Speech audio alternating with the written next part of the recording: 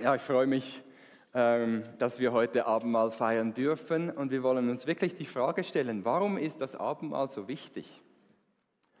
Ich könnte mir vorstellen, mit unserem Hintergrund in einer Freikirche könnte man sagen, ja, was kann mir das Abendmahl noch geben, was ich noch nicht habe?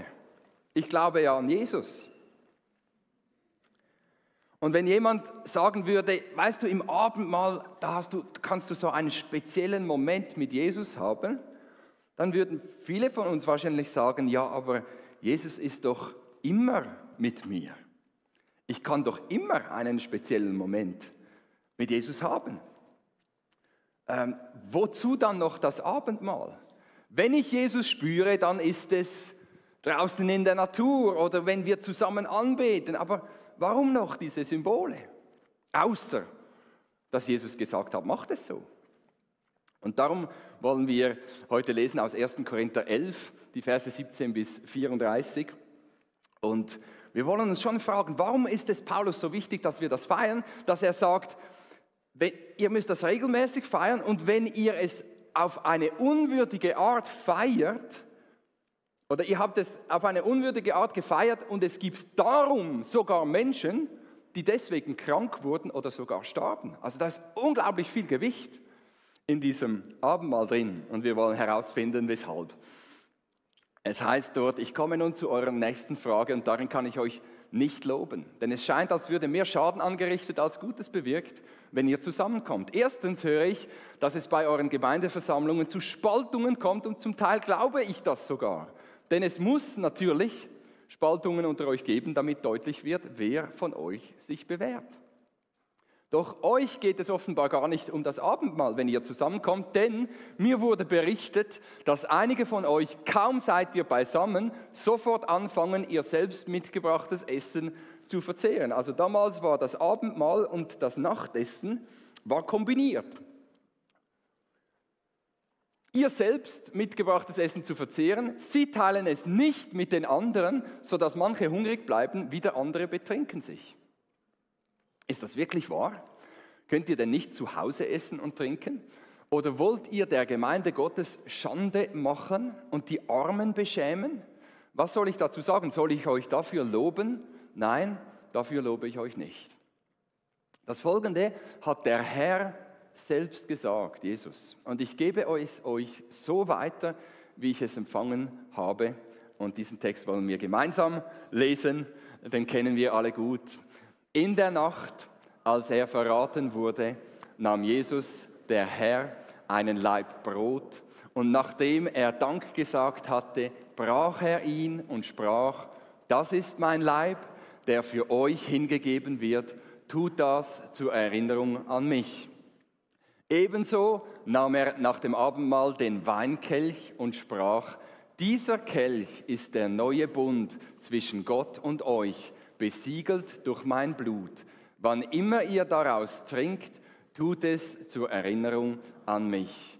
Denn jedes Mal, wenn ihr dieses Brot esst und aus diesem Kelch trinkt, verkündet ihr den Tod des Herrn, bis er wiederkommt.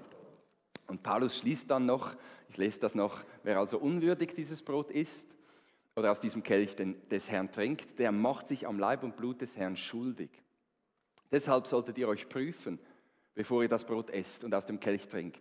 Denn wenn ihr unwürdig das Brot esst und aus dem Kelch trinkt, damit den Leib Christi entehrt, dann esst und trinkt ihr euch zum Gericht Gottes. Aus diesem Grund sind viele von euch schwach und krank und einige sind sogar gestorben. Würden wir uns jedoch selbst prüfen, dann würden wir nicht gerichtet werden. Wenn wir aber vom Herrn geprüft und gerichtet werden, werden wir bestraft. Und das geschieht, damit wir nicht zusammen mit der Welt verurteilt werden. Deshalb wartet aufeinander, liebe Brüder und Schwestern, wenn ihr zum Abendmahl zusammenkommt.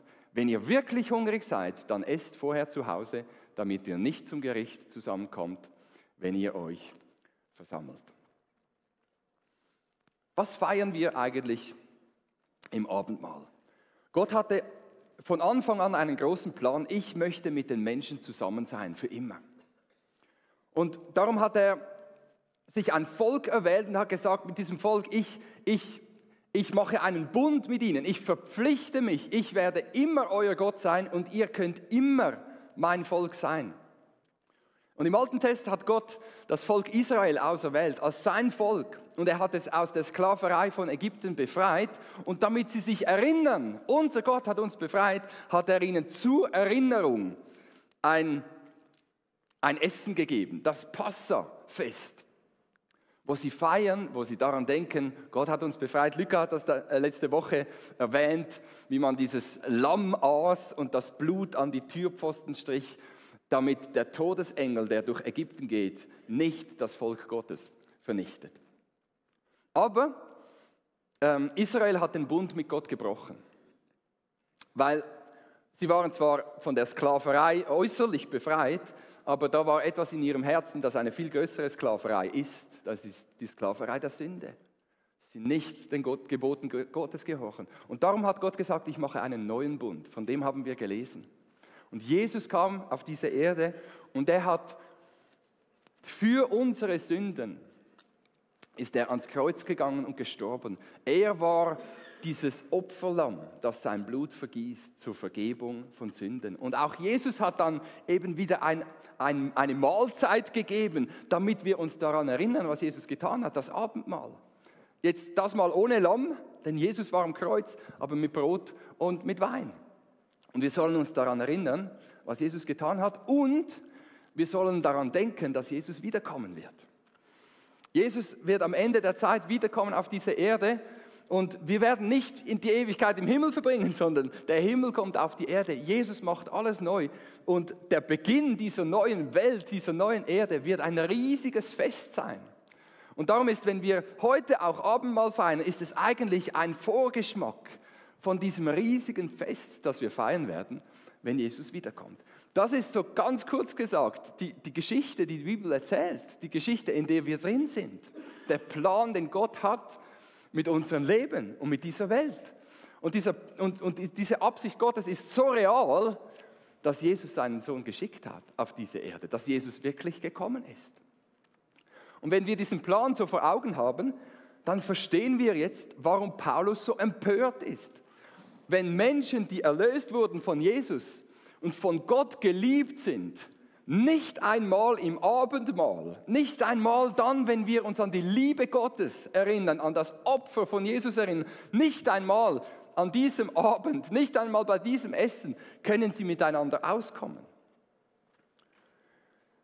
Und so schreibt dann Paulus im Vers 20, ihr nehmt zwar alle am selben Ort eine Mahlzeit ein, aber als Mahl des Herrn kann man dieses Essen nicht bezeichnen.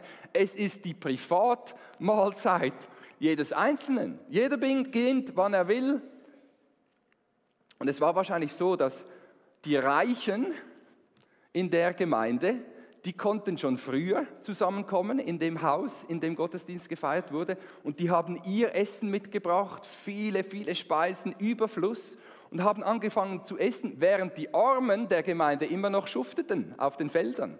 Und erst spät am Abend dann zum Gottesdienst kommen konnten. Und da sagte man, sorry, es hat nichts mehr für euch. Oder man sagte, ihr könnt euer eigenes Essen, euer bisschen Brot noch essen, vielleicht sogar in einem Nebensaal, weil es hier keinen Platz hat, weil wir so viele Getränke und Esswaren aufgestellt haben.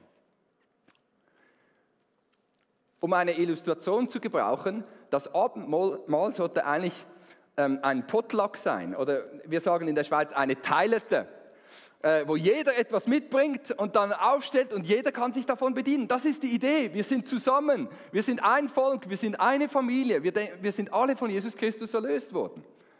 Aber was die Korinther daraus gemacht haben, ist mehr so etwas wie eine Flugzeugmahlzeit, wo jeder sein eigenes Essen bekommt. Und die einen sind in der First Class mit einer super Mahlzeit und die anderen sind hinten in der Economy, wo es kaum Platz hat. Und wo du nur schlechtes Essen, nein, nicht ganz, aber nicht so gutes Essen bekommst. Das haben die Korinther gemacht. Und Paulus sagt, ihr beschämt Menschen, die genauso zur Gemeinde gehören, aber einfach ärmer sind als ihr. Ihr spuckt auf den Plan Gottes, wenn ihr euch so verhaltet. Gott will ein Volk, das zusammengehört in der Liebe von Jesus. Und ihr habt daraus ein Fest für euch selbst gemacht. eine Privatmahlzeit. Und wir spüren, wie aktuell das dieses Thema ist in unserer Zeit, weil wir merken alle, auch als Christen, wie stark der Individualismus unser Leben prägt. Wir haben so stark das Verständnis, ich glaube an Jesus, Jesus vergibt mir meine Sünden, ich werde einmal im Himmel sein bei Jesus, aber das hat nicht so viel mit meinen Geschwistern zu tun.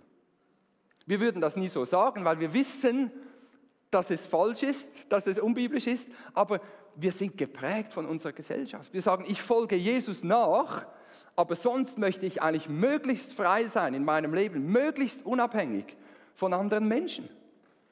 Weil die Gesellschaft uns sagt, je freier das du bist, desto glücklicher musst du sein.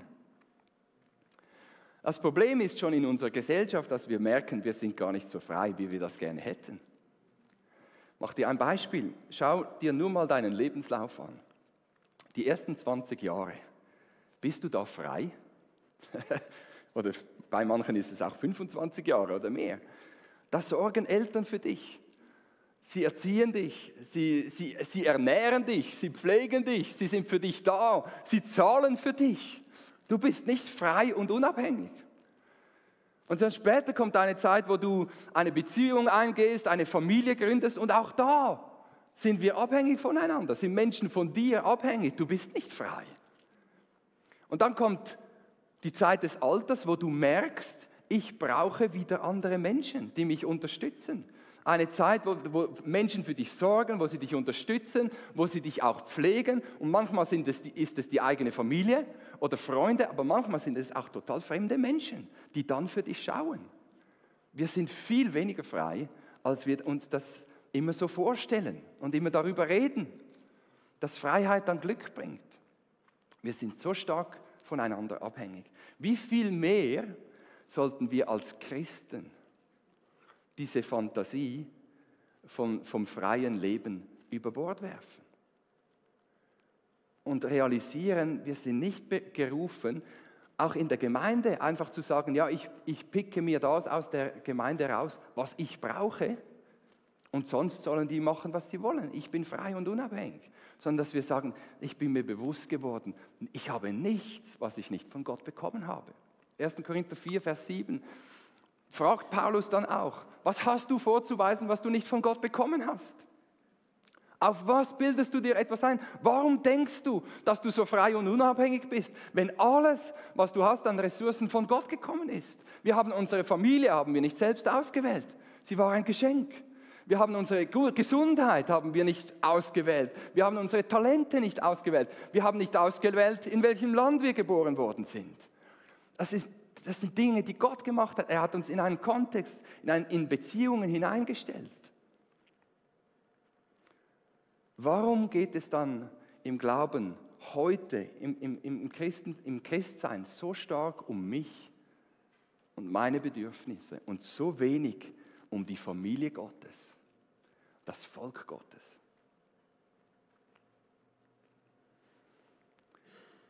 Ich möchte dir eine reale Illustration geben. Jede Woche wird dieser Saal gereinigt. Von Angestellten, von ehrenamtlichen Mitarbeitern, die putzen den ganzen Saal.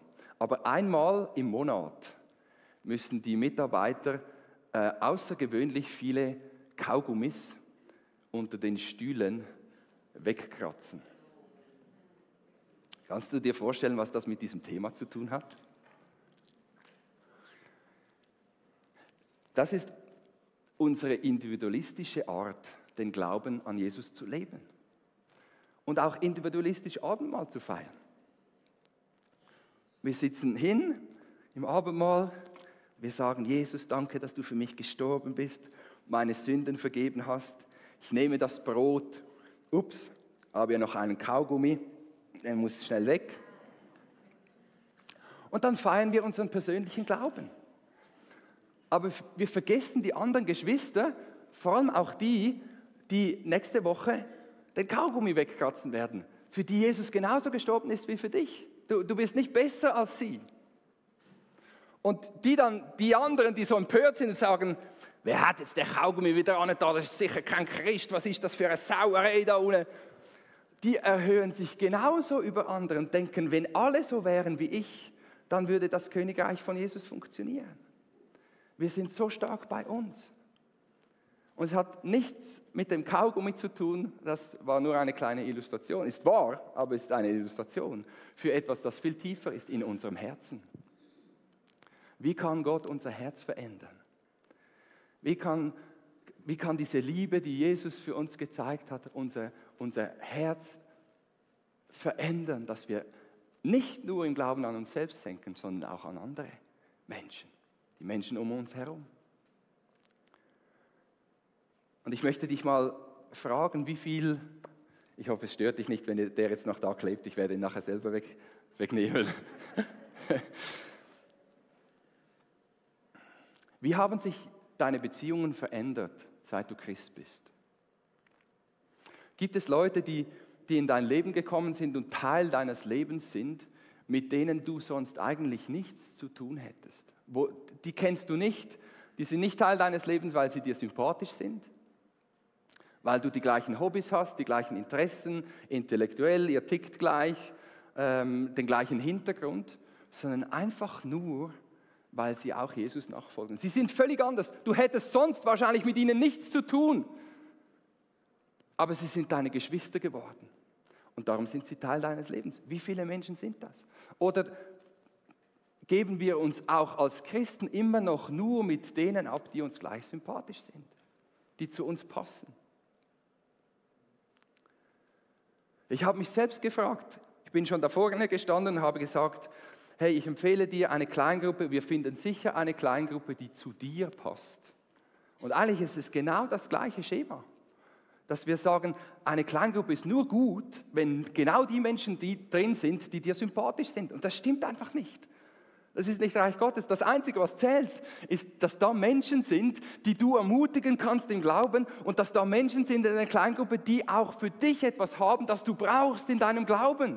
Weil du merkst, ich kann den Glauben an Jesus nicht alleine leben. Dazu ist es nicht da und so wird es nicht sein in der Ewigkeit.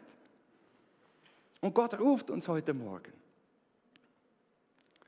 Er fragt dich, ist es so schwierig, eine Stunde früher am Sonntag hier im Bucheck zu sein, um dich vorzubereiten, um Menschen zu dienen in einem unserer Gottesdienstteams? Und ich weiß, das braucht ja Flexibilität mit der Familie oder Schlafrhythmus oder ich weiß auch nicht, was du noch machst, oder bis 9:30. Aber das sind ja Dinge, wo du raus musst aus der Komfortzone, wo du vielleicht deine Gewohnheiten ändern musst. Aber denk mal an diesen Plan Gottes von Ewigkeit her, dass wir gerufen sind, ein Volk und eine Familie zu sein. Ist das möglich? Dass wir sagen, kein Problem, ist früher. Oder, ja, es ist ein Problem, aber nicht so ein großes. Dass ich hier sein kann, um anderen Menschen zu dienen. Oder wenn wir schon lange in der Gemeinde sind und wenn wir Geschichten erzählen, erzählen wir immer noch von dem, wer uns verletzt hat oder was uns enttäuscht hat, was so schlimm gelaufen ist in der Kirche. Und wir halten an diesen Dingen fest, anstatt Menschen einfach loszulassen, sagen, das sind meine Geschwister. Und die brauchen Jesus genauso fest wie ich. Es gibt nicht ein besser und ein schlechter. Wie kann Gott unser Herz erreichen? Paulus sagt, es geschieht immer wieder durch das Abendmahl. Und er bringt diese Verse, die wir zusammen gelesen haben, in der Nacht, als Jesus verraten wurde. Wenn wir über Jesus nachdenken, kann unser Herz gesund werden. Jesus war völlig einsam, damit wir Gemeinschaft haben können. Jesus ließ sich seine Freiheit nehmen, damit wir frei werden von der Sünde, aber nicht frei von unseren Geschwistern. Damit wir frei werden in unserem Herzen zu sagen, das ist Gottes Plan und Gottes Idee, wir gehören zusammen. Und er nahm das Brot und er brach es vor seinen Jüngern in Stücke und sagt, das ist mein Leib, das wird geschehen mit meinem Körper. Ich werde geschlagen und gemartert werden, an ein Kreuz geschlagen werden. Nicht nur für dich, sondern für uns. Jesaja hat es 700 Jahre vorhergesagt. Jesus, er war verachtet. Er war von den Menschen abgelehnt, ein Mann der Schmerzen, mit Krankheiten vertraut. Jeder verbirgt sein Gesicht. Da ist nichts von Sympathie zu Jesus. Wir dachten, er wäre von Gott geächtet, geschlagen und erniedrigt, weil es so schlimm war. Doch wegen unserer Vergehen, wurde er durchbohrt, wegen unserer Übertretungen zerschlagen. Jesus trägt unsere Sünden, unseren Egoismus, unsere Rücksichtslosigkeit. Dass wir sagen, ich möchte schon auf der einen Seite zu dir, aber auf der anderen Seite will ich diese Liebe nicht, die so umfassend ist, die so inklusiv ist, die jeden Menschen betrifft. Weißt du, das Abendmahl stellt uns alle auf die gleiche Stufe. Das Abendmahl sagt, es gibt niemand, der besser ist oder der schlechter ist. Es gibt niemand, der es mehr verdient oder weniger verdient. Es sind alle gleich, wenn wir das Abendmahl feiern. Und wir denken daran, wie der herrliche Sohn Gottes, der schon Ewigkeiten lebt, einen Körper angenommen hat, damit er am Kreuz sein Blut vergießen kann und sterben kann für sein Volk, für seine Familie. Und wenn wir darüber nachdenken, dann staunen wir über diese Liebe Gottes. Und diese Liebe Gottes verändert unser Herz. Aber das Abendmahl tut noch mehr. Und zwar heißt es in 1. Korinther 10, Vers 16, beim Mahl des Herrn trinken wir aus dem Becher, für den wir Gott mit einem Dankgebet preisen. Bedeutet das nicht, dass wir alle Anteil an dem haben, was das Blut Christi für uns bewirkt hat? Da steht etwas Seltsames. Während du das Brot isst und den Traubensaft trinkst, und das sind Dinge, die du anfassen kannst, geschieht gleichzeitig etwas in deiner Seele. Es geschieht gleichzeitig etwas Geistliches. Du bekommst das, was Jesus für dich am Kreuz gemacht hat. Du bekommst es. Da gehört Vergebung dazu. Aber nicht nur das. Es bedeutet, du wirst verändert, wenn du das Abendmahl feierst. Du bekommst Stärkung für deinen Glauben. Du bekommst eine Liebe, die du vorher so nicht hattest. Du bekommst eine Demut zu sagen, es spielt mir nicht so eine Rolle, was andere denken. Hauptsache, ich kann Menschen dienen. Das geschieht, während wir das Abendmahl feiern. Und es ist nicht so, dass, wie es andere Kirchen sagen, dass wenn du das Brot isst, dass du dann eigentlich Jesus isst. Oder dass Jesus da im Brot drin ist. Das ist nicht unser Verständnis. Es bedeutet auch nicht, dass wenn du nicht da bist am Abendmahl, dass du dann weniger Gnade hättest. Da musst du dir keine Sorgen machen. Das, was zählt, ist nicht das Brot und der Traubensaft, sondern der Glaube, das Vertrauen. In diesen Momenten ist Jesus hier, weil er es gesagt hat. Und wir dürfen eine Begegnung mit ihm haben. Und darum sagen wir auch als Kirche, wenn du noch nicht Christ bist, dann bitte nimm das Abendmahl noch nicht. Also es wäre ein völlig falsches Zeichen, zu wem du gehörst und wer dein Herr ist. Aber was du machen kannst, ist sagen, Jesus, ich möchte dir gehören. Ich möchte dir nachfolgen. Ich verstehe, dass du meine Sünden am Kreuz getragen hast. Und du kannst Jesus auch heute Morgen bitten, Jesus, vergib mir meine Sünden. Komm in mein Leben, lass mich Teil deiner Familie, lass mich Teil deines Volkes sein. Sei du mein Herr, bestimme du von jetzt an mein Leben. Und dann darfst du mit uns das Abendmahl essen. In diesem Vertrauen, während wir essen und trinken, ist Jesus mitten unter uns. Du hast eine Begegnung mit der herrlichsten Person des Universums im Abendmahl. Es ist die Person, die am meisten gab. Die Person, die am meisten liebte. Die Person, die das größte Herz hatte für uns Menschen. Und was auch geschieht, wenn wir Abendmahl feiern, ist, dass du selbst zur besten Version von dir selbst wirst. Zu einem Menschen, der gibt. Zu einem Menschen, der liebt. Zu einem Menschen, der großzügig ist. Zu einem Menschen, der sich nicht nur um sich selbst dreht, sondern sagt, ich kenne den Plan Gottes. Wir sind eine Familie. Wollen wir diesem Jesus begegnen? Wie tun wir jetzt das? Was bedeutet das für uns? Erstens, es bedeutet, sagt die Bibel, dass wir uns selbst prüfen. Und das machen wir alleine. Das kann niemand anders machen als du selbst. Wir prüfen uns. Im Vers 27 heißt es, deshalb solltet ihr euch prüfen, bevor ihr das Brot esst und aus dem Kelch trinkt. Denn wenn ihr unwürdig das Brot esst, entehrt ihr den Leib Christi. Manche Ausleger sagen, dann schlägst du Jesus wieder ans Kreuz, dann zählst du dich zu denen, die Jesu Tod verachten. Viele Christen dachten, ich kann das Abendmahl nur dann nehmen, wenn alles in Ordnung ist in meinem Leben und ich mich würdig fühle. Und das steht hier nicht drin. Wir können uns gar nicht genug würdig fühlen, um zu Jesus zu kommen. Aus unserem eigenen Leben, unseren eigenen Werken. Das wird nie funktionieren. Für das ist das Abendmahl da. Gott lädt uns ein, der Tisch ist da, komm, nimm eine Vergebung in Anspruch. Feiere, dass du erlöst worden bist, dass du befreit bist, dass Jesus dich liebt. Wir sind alle eingeladen. Was es heißt, ist, dass wir nicht in unwürdiger Weise dieses Abendmahl feiern. Und das bedeutet genau das, dass wir nicht sagen, ja Jesus, ich möchte das, was ich brauche für mein Leben, aber die Gemeinde und die Geschwister, die können mir gestohlen bleiben. Das ist das Unwürdige, wenn wir das Abendmahl nehmen. Um das geht es hier im Kern. Verstehen wir, wie groß die Liebe Gottes ist. Verstehen wir, wie viel das Gott für uns getan hat und dass wir kein Recht haben, auf andere Menschen herabzuschauen. Wenn wir sagen, ich kann meinen Glauben selbst nehmen, ich brauche die Gemeinde nicht, die nützt mir nichts, ich kann das selbst, dann verachten wir den Leib von Jesus. Und Jesus sagt uns, warte mit dem Abendmahl, bring zuerst diese Dinge in Ordnung, prüfe dich selbst. Wenn du merkst, dass du Spannungen hast und Streit mit Geschwistern hier in der Kirche, dann bitte Gott zuerst um Vergebung. Suche nach einer Möglichkeit, dich zu versöhnen.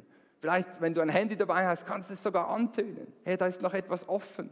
Wir werden darüber sprechen müssen. Es tut mir leid, es beschäftigt mich. Aber Gott ruft uns zur Umkehr. Wenn wir bis jetzt Konsumenten waren in der Kirche, ich nehme mir das, was ich brauche für mein persönliches Leben, dass wir sagen, es tut mir leid, Herr, ich habe deinen Plan nicht verstanden. Weil unser Umgang mit unseren Geschwistern zeigt uns, ob wir das Abendmahl verstanden haben. Ob wir verstehen, für was es steht. Dass Gott sein Volk liebt und zurückkommt für sein Volk und für seine Familie. Das Zweite, was wir tun wollen, wenn wir das Abendmahl nehmen, wir wollen Gottes Reden ernst nehmen. Das heißt es in den nächsten Versen, aus diesem Grund sind viele von euch schwach und krank und einige sind sogar gestorben. Das sagte Paulus damals prophetisch für die Gemeinde in Korinth. Würden wir uns jedoch selbst prüfen, dann würden wir nicht gerichtet werden. Wenn wir aber vom Herrn geprüft und gerichtet werden, werden wir bestraft. Es gibt Menschen, die sind schon seit Jahren in Bitterkeit drin, in Groll, wo wir Dinge nicht aufräumen im Verhältnis zu unseren Geschwistern. Wo wir uns aufregen oder wo wir herabsehen auf andere Menschen. Und dann kommen wir zum Gebet, zum Beispiel hier vorne oder in der Kleingruppe und sagen, hey, bitte bete für meine Gesundheit, bitte bete für meine Finanzen, für meine Kinder, für meinen Job. Und Gott tut nichts. Er antwortet nicht. Und die Bibel sagt hier, in manchen Fällen ist, weil Gott dich straft, weil Gott dich erzieht, weil er sagt, wenn du weiter so meinen Segen beanspruchst, aber keine Lust hast, Teil der Familie zu sein, dann bremse ich dich, dann stoppe ich dich in meinem Leben, gebe ich dir ein Signal, so kannst du nicht leben, weil du auf einem destruktiven Weg bist. Nimm das Reden Gottes ernst. Was machen wir? Wir kehren um, dass auch die Freundlichkeit von Gott wieder in unser Leben kommt. Und vor allem sagt Gott hier, dass du nicht in dieser egoistischen Haltung bleibst, dass dein Leben ein Segen wird.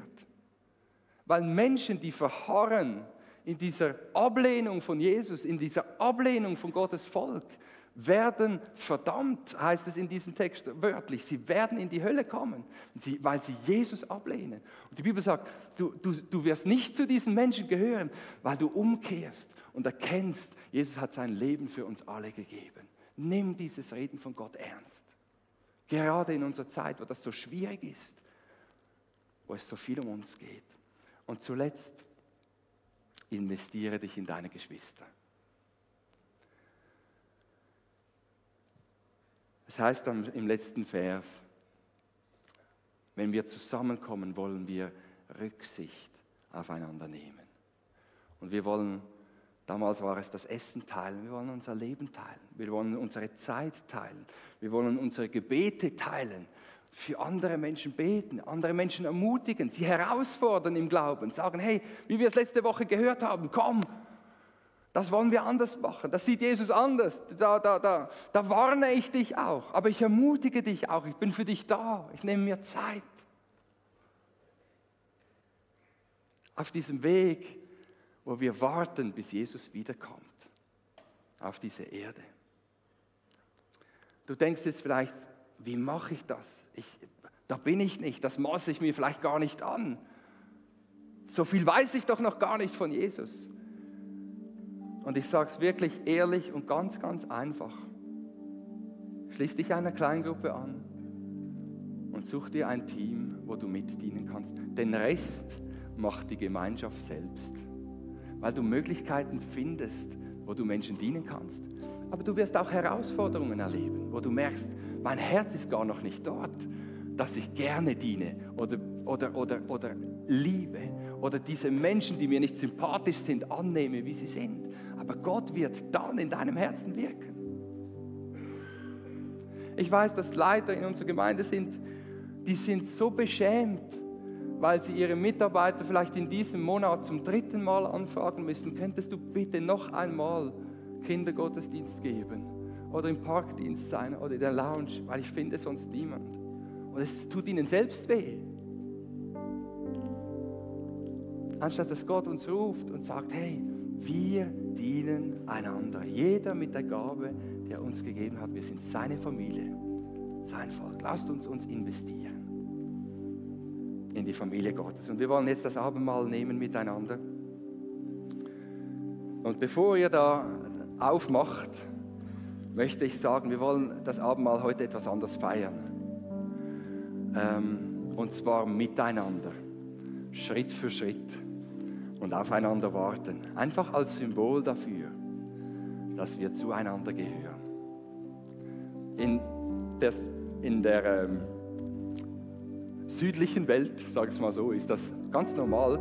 Hier bei uns, jeder ist in seinem Tempo, macht das für sich und wir wollen das mal miteinander nehmen.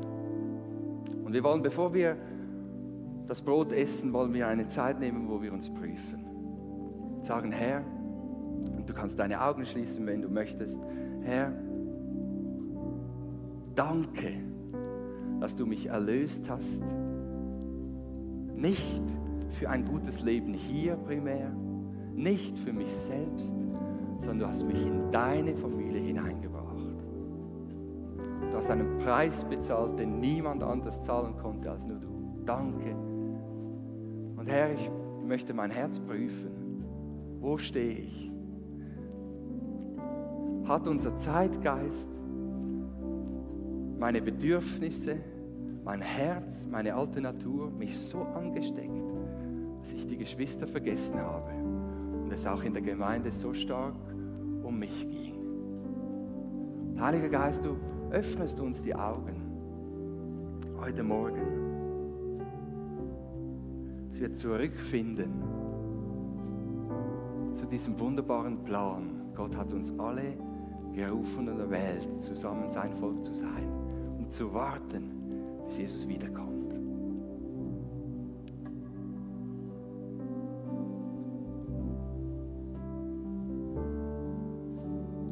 Herr, rede du zu mir in diesen Momenten. Bring mir Situationen, Gedanken, wo ich merke, da lebe ich für mich. Da suche ich die Unabhängigkeit.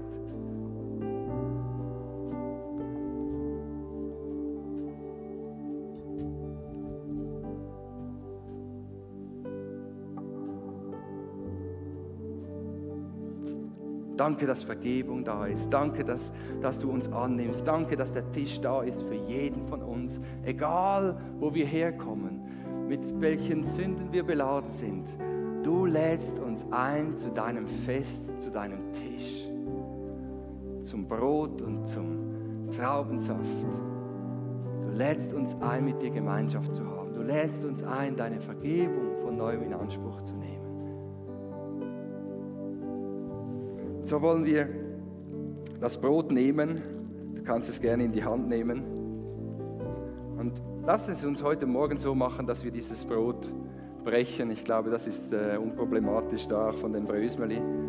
Und dass du dieses Brot heute brichst und sagst, Jesus, danke, dass dein Leib gebrochen wurde für mich. Und Herr, wir danken dir für das Brot, für dieses Symbol und dass es im Glauben für uns eine Stärkung sein kann, eine Erinnerung an dich, eine Begegnung mit dir, eine Freude für unser Leben, ein Vorgeschmack von dem, was kommt.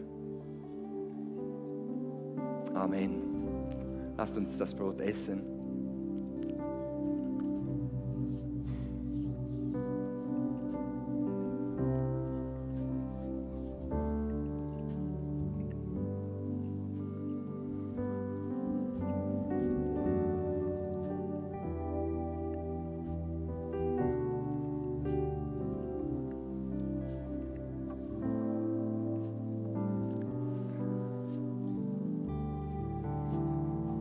Jesus, wir danken dir für den Traubensaft, was ein Symbol ist für das Blut, das du vergossen hast und dein Leben, das du gegeben hast. Und wir danken dir,